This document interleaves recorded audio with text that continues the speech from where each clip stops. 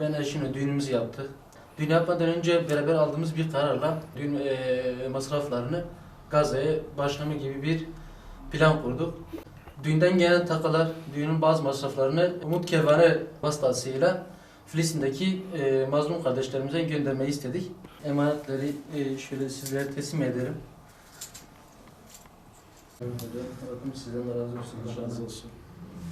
Hüseyin Tokdemir kardeşimiz ve eşi düğüne takılan takıları hem paraya çevirip hem de bir kısmını altın olarak bizlere kına kesesiyle beraber getirdiler. Rabbim yaptıkları bu yardımları kendi rızası için kabul etsin. Bundan yaklaşık 3 ay önce sözümüzü yaptık.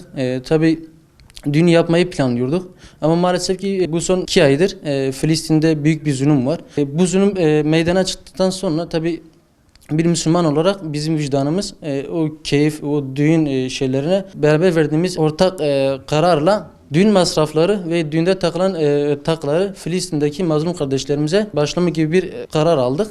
Öncelikle Siirt'ten Filistin'de bulunan tüm direnişteki kardeşlerimize, Hamas'a, Ebu Ubeyde ve tüm Filistin halkına selam olsun. Bugün çok güzel bir hayra ortak olduk bizler de. Daha yeni sözlenmiştik. Üzerinden 2 ay geçmedi. Bu süreç 7 Ekim'de başladı. Filistin'de olan katliam, büyük savaş. Biz de bu sürece ne kadar uzaktan da olsa şahit olduk. Ve düğün sürecimiz yaklaştığı vakit biz eşimle şu kararı verdik. Ailelerimizin de bize verdiği destekle. Yani bu kadar katliam varken, kardeşlerimiz katlediliyorken bizim böyle bir düğün yapmak hani vicdanımız el vermedi.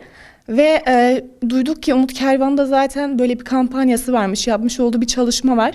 Gençleri evleneceği vakitlerde şu anda çok fazla gereksiz masraflar, düğün salonlarına, gelinliğe ve gerek kalan çoğu şeye verdikleri masrafların fuzuli olduğunu gördük. Bizler de bu masrafları ve bize düğünde gelen hediyeleri Umut Kervan'a teslim ettik.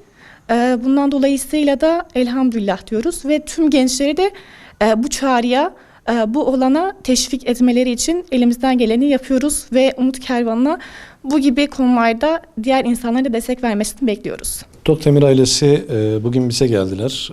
Kendileri düğün masraflarını ve düğünde takılacak takıları Filistin için bağışladılar. Rabbim kendilerinden razı olsun bu güzel davranışlarından dolayı. Umut Kervanı olarak biz bu konuda çok seslendik. Çok kişiye bu konuda davet ettik. Günümüzde düğün masrafları, gereksiz harcamalar çok fazla olmakta. Hele hele Müslüman kardeşlerimizin katledildiği, insanlığın ayaklar altına alındığı bu günlerde Tokdemir ailesinin bu güzel davranışından dolayı kendilerini tebrik ediyoruz.